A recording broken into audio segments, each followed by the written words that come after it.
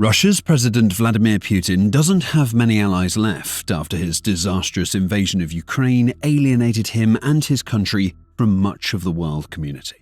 And even the few friends Putin can still call on, like North Korean dictator Kim Jong-un, are proving themselves to be rather unreliable.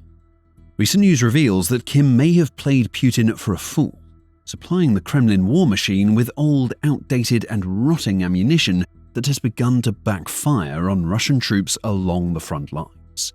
It's more bad news for Putin and a sign of how far Russia has fallen in the global community that it is having to resort to such desperate measures just to keep this doomed and wasteful conflict going. Before the war began, Russia may not have been the most popular nation on the planet, but it at least had strong influence around the world, and Putin could count on relatively solid bonds with various other nations and leaders. Then he made the misjudgment of a lifetime, invading Ukraine and turning large parts of the international community against him in the process. Dozens of countries have since condemned Russia's invasion and illegal occupation of Ukrainian territories, with many calling out the Kremlin's war crimes and much of the Western world in particular punishing Russia with wave after wave of economic sanctions. Numerous nations have also effectively severed whatever ties they had with Moscow, ripping up trade agreements and so on. A number of nations have, however, stood by Russia throughout the war. It's not a large number. Indeed, the world got an accurate look at just how small Putin's friend circle had become back in February of 2023, when a United Nations resolution called for an ending of the war in Ukraine and demanded Russia's immediate withdrawal from the country. Almost every single country voted in favor of the resolution, with just Russia, Belarus, Syria, North Korea, Mali, Nicaragua, and Eritrea voting against. Even countries that were once relatively close to Russia, like some of the Central Asian nations that have, for years, relied on their ties with Moscow to survive, have begun turning their backs on Putin. Others have continued to invest in Russian resources, like China and India, which have become the two biggest buyers of Russian oil in recent times. But very few have been willing to provide actual military assistance to the Kremlin's forces on the ground. North Korea is the outlier.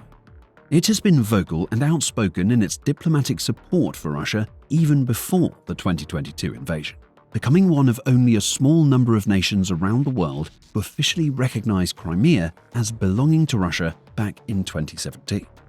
Several months into the war, North Korea also recognized the so-called People's Republics of Luhansk and Donetsk, which are both Ukrainian territories, as independent states under Russia, prompting Ukraine to cut diplomatic relations with Pyongyang. Then, North Korea started to take its support even further, progressing from mere words and messages of support to full-on arms deliveries and troop deployments.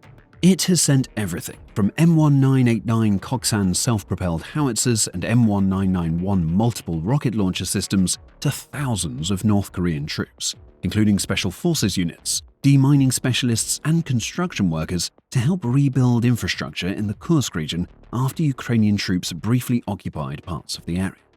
In short, North Korea has been one of the most active of Russia's allies throughout the conflict so far, and some of its most important contributions have come in the form of ammunition. No country can wage war successfully without ammo. Even with the strongest tanks, the fanciest fighter jets, the biggest brigades, and the most state-of-the-art equipment, every army needs this most essential of supplies. And there are many examples throughout history of entire offensives falling apart due to frontline troops simply not having ammunition in sufficient quantities to survive. And ammo has been of particular importance in this conflict, as Russia has relied on the power of attrition as a way to wear down Ukraine's defensive lines. It has repeatedly bombarded its opponent with countless drone swarms, bombing runs, artillery attacks, and frontline assaults, expending enormous amounts of ammunition day in and day out to deal as much damage as possible. And Pyongyang has played a huge role in that.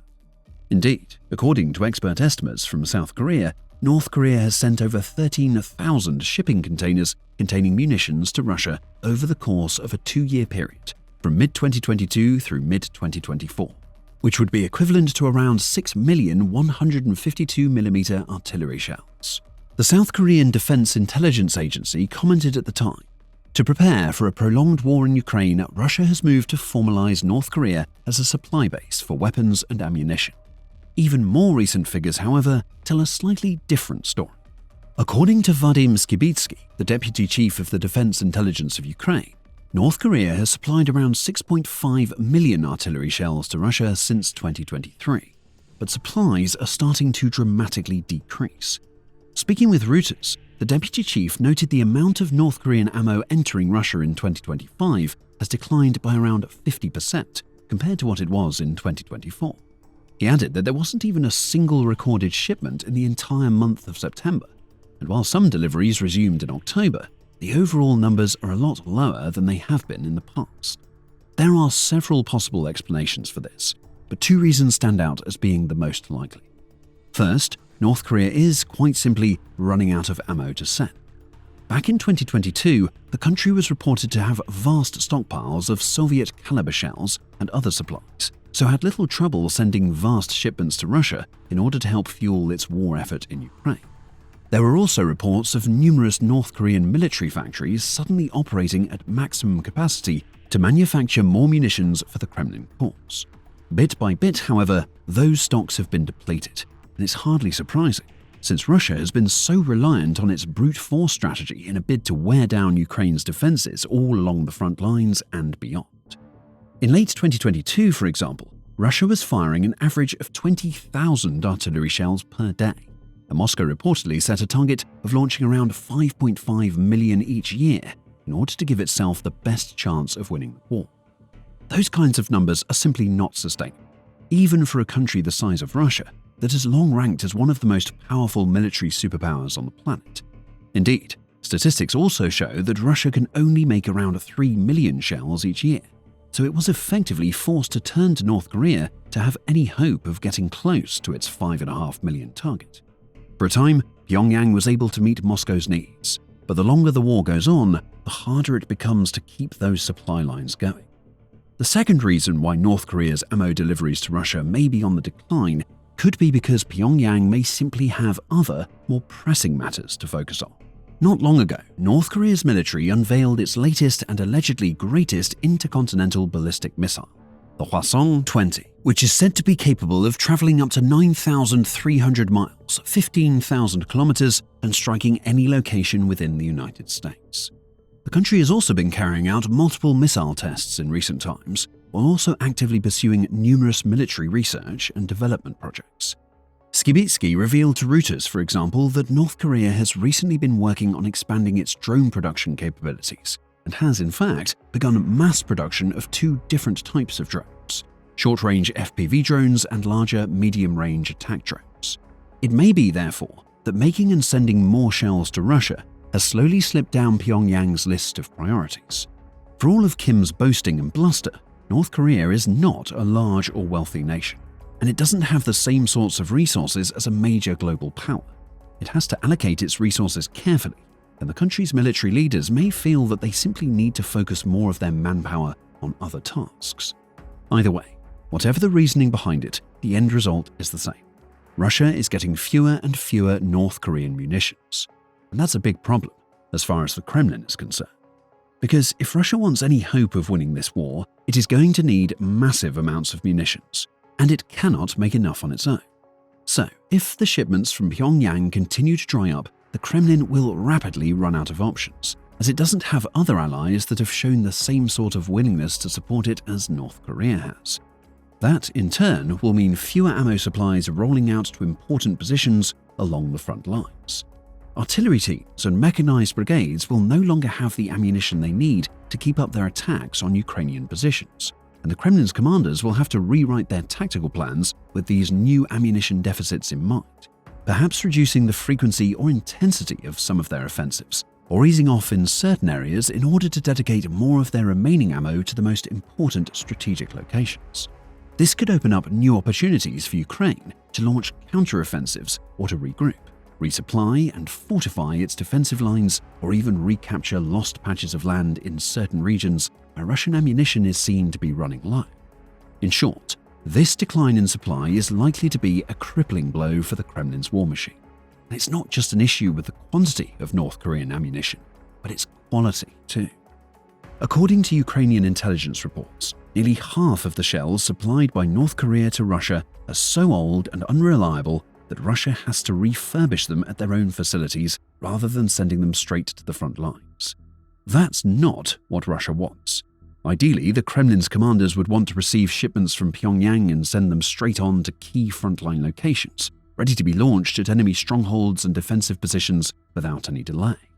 Instead, every time a new batch of ammo enters the country from North Korea, teams of workers are essentially having to carry out quality control checks, verifying if the shells are even in a usable state, with many of them then having to be diverted to Russia's own military facilities to undergo improvements before finally making their way to the front. So not only is Russia having to spend money to buy these shells in the first place, but it's also then having to use up more of its time, money, and resources to make sure they're ready to deploy. What's more, many of the shells that are deemed good enough to go straight to the front lines still end up being worthless darts, as noted by Ukrainian political analyst Olena Kryshanivska in a 2024 report. Russia encounters problems with the increase of domestic production of weapons and ammunition, such as a shortage of skilled labor. For instance, Uralvagzavod, a tank producer, took on 250 convicts from a nearby prison to close the labor gap. Additionally, Russia uses quite a lot of munitions from its allies, particularly Belarus, Iran, and North Korea. Reportedly, North Korea may have shipped the equivalent of around 3,152mm artillery shells since August last year, and its factories are operating at full capacity. At the same time, Ukrainian defense officials reported that around 50% of shells shipped to Russia from North Korea are faulty. This whole story is a humiliating indictment of Russia's military standing in the world today. It's supposed to be one of the most powerful military superpowers in the world, boasting a gigantic army, thousands of tanks, tens of thousands of armored infantry vehicles, world-beating missiles, artillery and air defenses, and huge air and naval forces too. For decades, countries across the globe were terrified at the very thought of a possible conflict with the mighty Russian war machine. Now, however, the myth of the Russian army is unraveling before our eyes. Not only is Russia still struggling to make any notable gains on the ground in Ukraine and overcome a much smaller opponent, but it's even resorting to such desperate, embarrassing measures as buying old, broken ammo from one of the only allies it has left. And, like so many other elements of Putin's war, this situation with North Korean ammunition is entirely unsustainable. Firstly, as stated earlier, Pyongyang will not be able to keep on shipping millions and millions of artillery shells and other munitions to Russia indefinitely. It doesn't have the stockpiles, nor does it have the resources or production capacity, as proven by the fact that shipments are already becoming smaller and more sporadic. Secondly, if North Korea continues to find ways to send at least some shells to Moscow, many will continue to be completely defective. That means Russia will need to waste more of its own time and resources bringing these shells up to scratch, or simply sending them to the front brigades and hope that they work. Unfortunately for Russia, it doesn't have much other choice. It has a couple of other allies, like Belarus and Iran, willing to help out with some supplies and resources. There isn't exactly a huge queue of countries desperate to fuel Putin's war effort.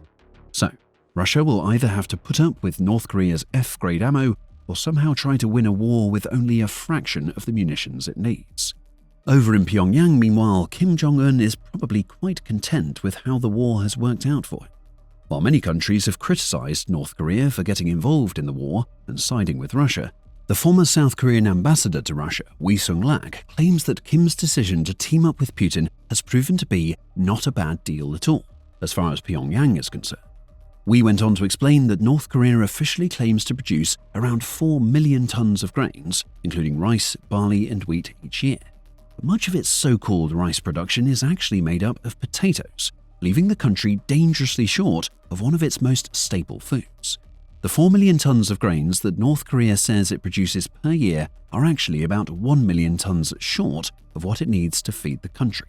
If Russia is offering 600,000 to 700,000 tons of rice, that is enough to cover more than half of what North Korea would need to meet the year's demand. He went on to note that while North Korea has faced a food shortage crisis not too long ago, much of that has most likely been relieved thanks to its deals with Russia. By selling a few containers worth of artillery shells, Pyongyang can afford a lot more than hundreds of thousands of tons of rice. Wei also feels that Kim Jong-un may now feel that he's done so much to support Russia, he should be able to count on Putin to return the favor if and when war breaks out with South Korea. North Korea is on record as having fought for Russia. If there ever is a war on the Korean peninsula, North Korea can now expect Russia to come and help. That remains to be seen, but there's no doubt that the Russia-North Korea alliance is set to continue into the foreseeable future. As Skibitsky revealed in his Reuters interview, North Korean officials have kept a close eye on events in Ukraine and try to learn as much as they can from the conflict. More specifically, Pyongyang has been closely studying Russia's use of drones to attack its opponent and is applying that knowledge as it begins to build its own drone production facilities. While we don't yet know the kinds of quantities of drones that North Korea is making, it's certainly possible that the country could provide a substantial number of UAVs to Russia, which could, in theory, make Moscow's swarms even bigger and perhaps deadlier. At the same time, if half of North Korean artillery shells are defective, it's easy to imagine how the country's drones might also prove unreliable and potentially problematic for Russia to work with. The Kremlin may end up once more on the losing side of this arrangement, investing in basic broken drones that it then has to spend more time and money repairing and upgrading before they can be classified as combat ready. In the meantime, Russia is also getting ready to welcome around 12,000 North Korean workers before the end of 2025. These laborers will take up positions at enterprises around the Alabuga Special Economic Zone in Tatarstan, which is where Russia makes a large percentage of the drones it uses to attack Ukraine, as revealed in a recent Telegram post from the Ukrainian Main Directorate of Intelligence, HUR. By the end of 2025, the aggressor state of the Russian Federation plans to attract about 12,000 North Korean workers to work at the enterprises of the Alabuga Separate Economic Zone in Tatarstan. It is in Alabuz that long-range drones of the Shahid Garan type are manufactured, with which the Russian army carries out terrorist attacks on the civilian infrastructure of Ukraine. To discuss the details of the sale of labor, at the end of October, the Russian Ministry of Foreign Affairs held a meeting between local government officials and representatives of the North Korean company Zhiyang Technology Trade Company, responsible for the search and selection of Korean workers. Muscovites promised to pay imported laborers approximately $2.50 per hour of work, and shifts for workers will last at least 12 hours. Such measures indicate deepening strategic cooperation between the two dictatorships to continue the aggressive war against Ukraine. It's certainly worrying to see bonds growing stronger between two of the world's most volatile powers.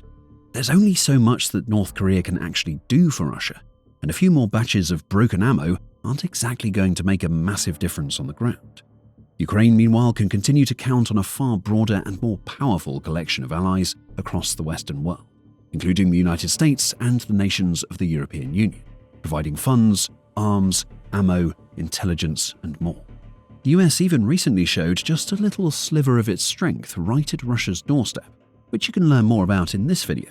Or for a more in-depth look at how the war is progressing and how Ukraine is turning the tide, watch this video, which explores some of the core reasons why Putin still refuses peace and may feel that he has no other option but to keep the conflict going or risk the collapse of his entire regime.